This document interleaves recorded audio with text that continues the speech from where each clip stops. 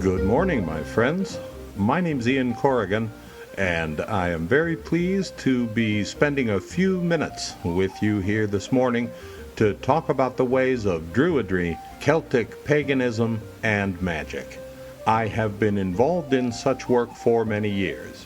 I am a former Archdruid of the international Druidic organization Archdruid ADF, and a senior priest of that order at this time. There's a great deal to say about ancient Celtic paganism and its revival in our neo-pagan movement. Let me begin by talking for a minute about who the ancient Druids were. In the years before the birth of Christ, before Julius Caesar conquered Gaul for Rome, the Celts were a widespread civilization. Their outposts ran from Czechoslovakia to Turkey to northern Italy and Spain, all the way to the edges of Ireland and the frozen north. The Celts were a traditional people, though it is not fair in any way to refer to them as primitive. Their goldwork and ironwork was unparalleled in Europe. They were the inventors of the iron-bound chariot wheel, of chain mail, and of lye soap.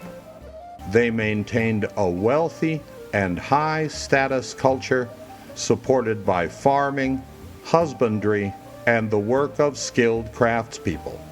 Celtic society was divided into three large classes of people.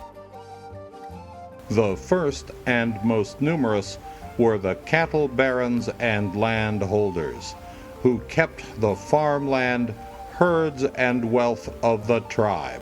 Second, of course, were the professional warriors, young men and experienced veterans who made it their business to defend the tribe and to bring glory to its name.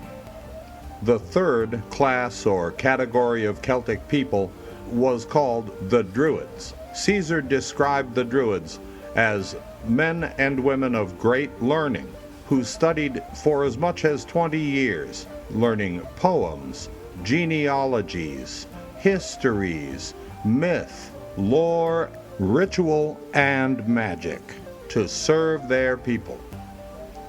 The Druids are further described as divided into three categories.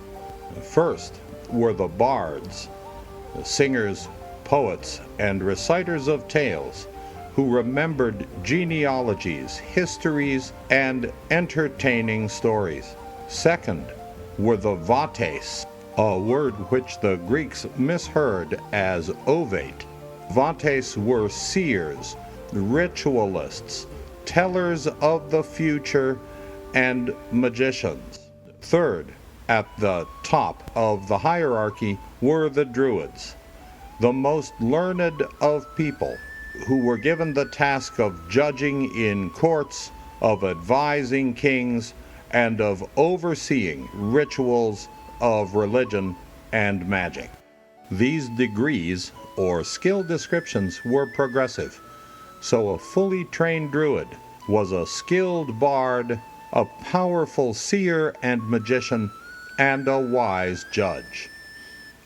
These skilled teachers, priests, and magicians were the wizards of the ancient European world, highly trained in spiritual skills, living libraries of cultural lore.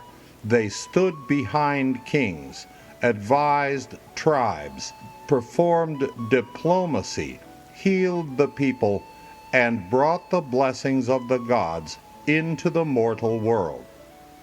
Those of us who seek to restore the work of the Druids in our time can only hope to achieve a reflection of their ancient skill and greatness, and to bring a hint of their light and song into the hearts of modern people. Blessings of wisdom, love, and strength to you, my friends. We will meet again.